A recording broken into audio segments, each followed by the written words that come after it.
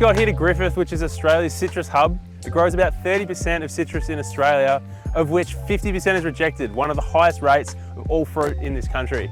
We're going behind the scenes to see the hard work that goes into food that will ultimately go to waste. This place here, it's a high pressure wash. Yep. So it's essentially a rinse, getting all that dirt off from the farm, the dust that settles on the trees, goes through and just washes that off. Then it dwells. Anyway, it puts a fungicide coating, so the fungicide just helps that fruit stay fresh. And then it goes through this process, which is the, we call it the pre-dryer. Yep. So the fungicide's getting washed on the fruit now. The fruit's coming in here damp. Yep, so at this point we've got like nice clean fruit. Yeah, nice clean washed fruit, yep. Sanitised fruit. Then it goes around the corner. We apply a food grade wax. A lot of people think that we add the wax for the shine. Yep. It's actually made for weight loss. So weight loss? Yeah, so fruit's a living thing. It's actually respiring. Oh, as so it we doesn't speak. lose like water content? Yeah, so yeah, there's actually oxygen leaving the fruit, carbon dioxide. You know, when you get a piece of fruit from your backyard, if you've got a tree there, a few days in your fruit bowl and it starts going soft, it's because you don't have that coating on the skin. And that's why we apply Not it. just for looks? Yeah, not just for looks. Now this is like the nerve centre of the pack house.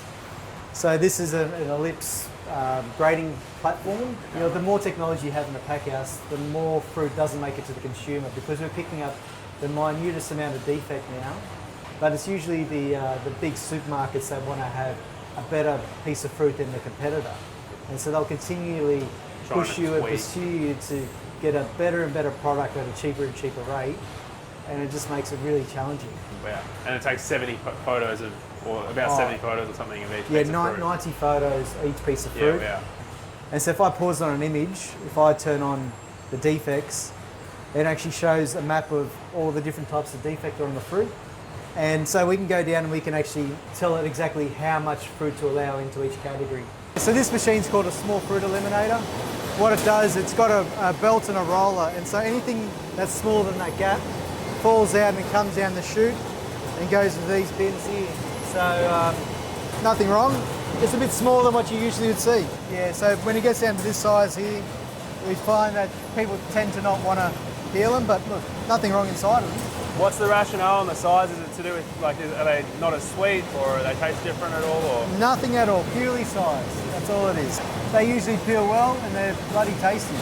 So anything between 2% and 5% defect go into these bins, and then later on anywhere from 5% to 10%, and anything larger than that goes out into the into cattle feed. This is where more of the marked fruit that generally don't go into. So this is cow town. Yeah. So fruit like this tend to not have a home. Yeah. So it's too scarred, right? Yeah, too scarred. Scarred. Misshapen. We get pushed to use more pesticides on farm because people want to have that fruit down there. Look, I'm the guy that sits on the tractor and puts the pesticide out, and it's a job that I don't want to be doing. You know, I don't want to be passed that down to my son.